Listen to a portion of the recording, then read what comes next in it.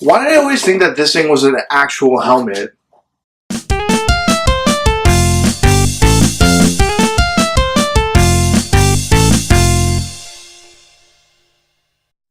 Hey everyone, so I'm back with some more pickups. I got a bunch of stuff, a lot of variety here, so let's get to it.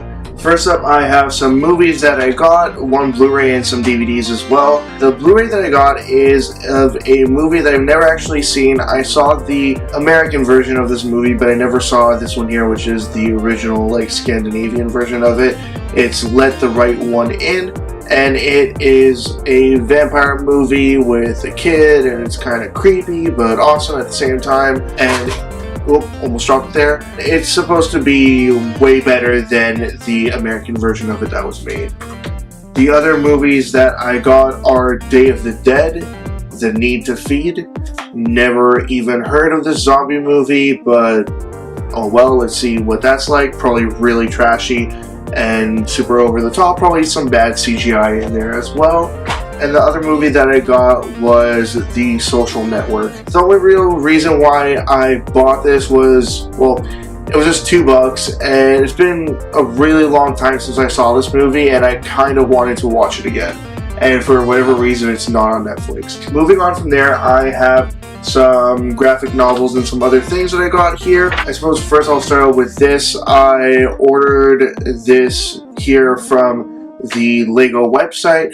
It is the Lego January 2017 catalog, which includes a whole bunch of different products, and there's a lot in here that I do want to eventually look through, and there are some things that I'm kind of interested in that are shown off in this catalog, but I don't know about the pricing. Seems kind of steep to me, but then again, Lego's always been pretty expensive. Next thing here that I want to show you guys, I actually got this from a very weird place. It is the Slayer's Next. This is some kind of a role-playing game reference guide. This thing here, I actually got it for free. Now, where I got this from is from a free library here in Toronto. I've seen these all over the place.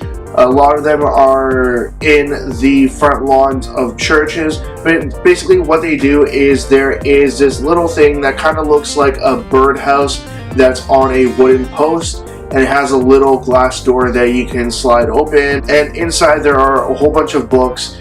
And the way that it works is that you can take one, but you also have to leave one. So I put in a magazine that I had, and I grabbed this out of it. And on separate occasions, I have seen other things in there, including DVDs and CDs. Nothing really interesting, but once I did see a couple of copies of We Fit in one of these. The rest of the sort of graphic novels that I have here, I got them from a Value Village. I got these all on one day. They were priced at $1.99 each. First one here is Superman Forever. Next one is Tangent Superman's Reign. Then we have Superman Infinite City.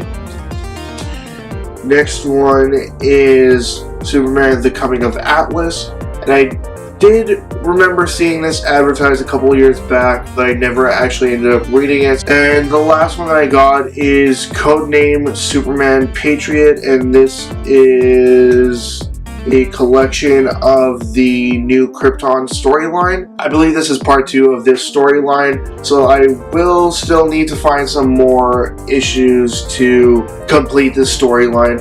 Really was not paying that much attention when the new Krypton stuff was coming out. I bought a couple of comics in the storyline, but not all of it, so I really am left pretty far behind on that. Moving on from there, I have some toys that I got from Dollarama of all places. Every so often they do have stuff that was meant for retail stores, but this stuff here, I'm really not that certain if it is real or fake. Definitely seems of a decent quality, and it does seem to have all the licensing, all the correct licensing at least. But there are some Star Wars Force Awakens toys. First one here is of Kylo Ren, and the other one is of Finn. They had a whole bunch of other ones, including a Chewbacca and First Order TIE Fighter Pilot Elite. and then there was also a Poe Dameron and Luke Skywalker as well. The Luke Skywalker figure I did not see at all, but I did see some Poe Damerons, Stormtroopers, and Chewbacca as well.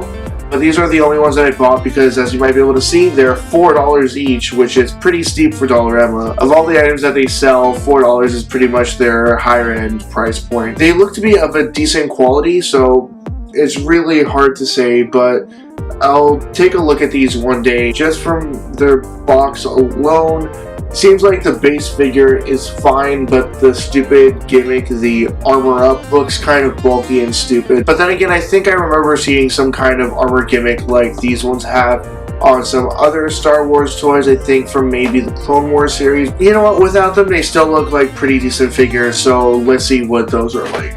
Moving on from there are the only video games that I got, and actually these ones I didn't even buy them. These were just given to me for free.